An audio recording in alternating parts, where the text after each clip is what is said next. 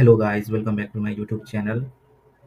जैसा कि सीएसआईआर ने कल के नोटिस में बता दिया था कि आज के दिन शाम 5 बजे से सीएसआईआर सीआरआरआई का आंसर की जो है रिलीज़ कर दिया जाएगा।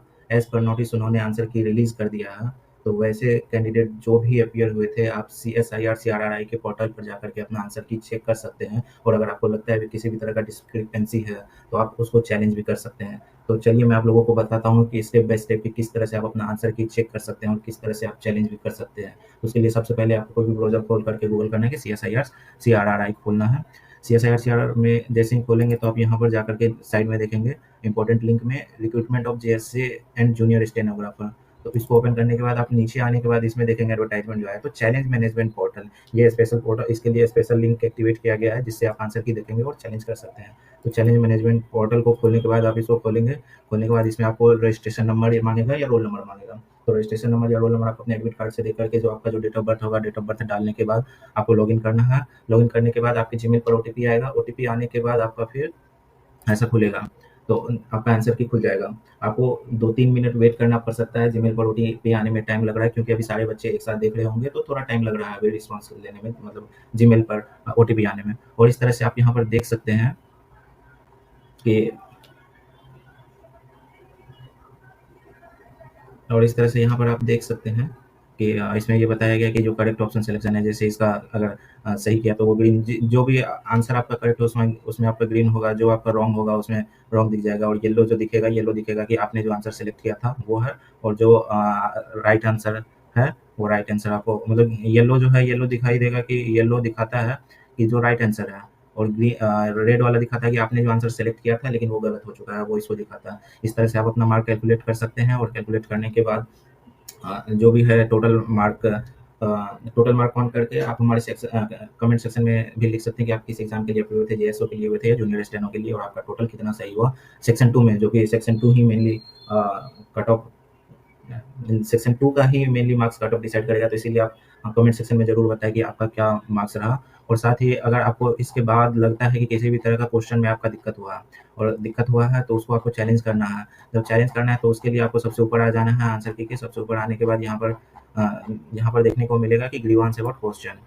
तो इसमें ग्रीवांस अबाउट क्वेश्चन में जाना है। इसमें आपको कौन सा क्वेश्चन नंबर पे मतलब ग्रीवांस रेज करना है उसके लिए डालना है। जैसे एग्जांपल डाल लीजिए कि 1 नंबर क्वेश्चन पे डालना है, यहाँ से गेट क्वेश्चन करेंगे।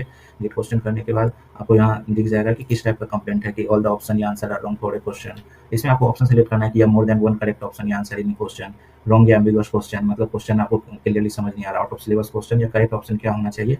आपको ऐसा कुछ भी ऑप्शन सेलेक्ट करना है। करेक्ट ऑप्शन मान के चलिए इसमें मैंने ए सेलेक्ट कर दिया। इसमें आपको डिस्क्रिप्शन में कुछ अगर लिखना है तो आप लिख सकते हैं। साथ ही आपको प्रूफ के लिए कोई भी फाइल अपलोड करना होगा। मान के चलिए मैं यहाँ पे रैंडम कोई भी फाइल अपलोड कर देता हूँ। रैंडम करने के बाद यहाँ पे ऐड क्वेश्चन कर दिया।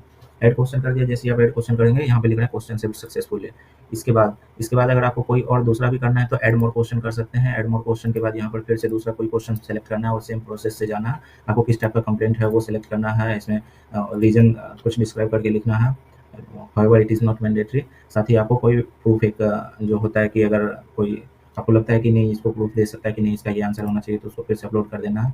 अपलोड कर देने के बाद फिर आपको यहाँ पर दिख जाएगा कि टोटल, जब आप राइट कॉर्नर में आएंगे तो ये आपको ये भी दिख जाएगा। राइट कॉर्नर में आने के बाद आपको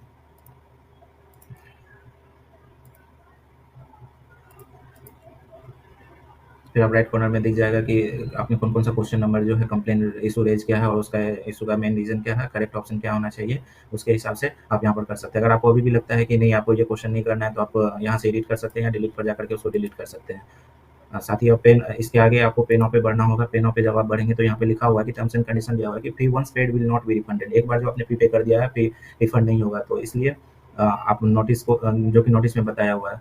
दूसरा कि अगर आप डबल पेमेंट करते हैं बाय मिस्टेक तो फी उसमें भी रिफंड नहीं किया जाएगा। तीसरा, अगर पेमेंट जब कर रहे होते हैं और अमाउंट डेबिट हो जाता है लेकिन CSI R C R R I के अकाउंट में क्रेडिट नहीं होता तो आपके अकाउंट में ऑटोमेटिक रिफंड हो जाएगा। चौथा ये बता रहा है कि सी एस आई आर और सी आर आर आई किसी भी तरह से रिस्पॉन्सिबल नहीं होगा किसी भी तरह का पेमेंट फेलियर और non receipt of payment etc जो भी किसी भी तरह का दिक्कत होगा।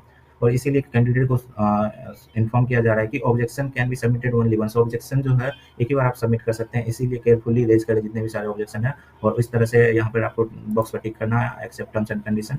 उसके बाद जो भी होगा आपको पे कर देना है। इसके बाद आपको रिसिप्ट रख लेना है। तो इस तरह से आप अपने आंसर की को चैलेंज कर सकते हैं। साथ ही अगर आपको इस तरह से इस वीडियो में आंसर की को कैसे चैलेंज करना है स्टेप बाय स्टेप जानकारी दे दिया गया है।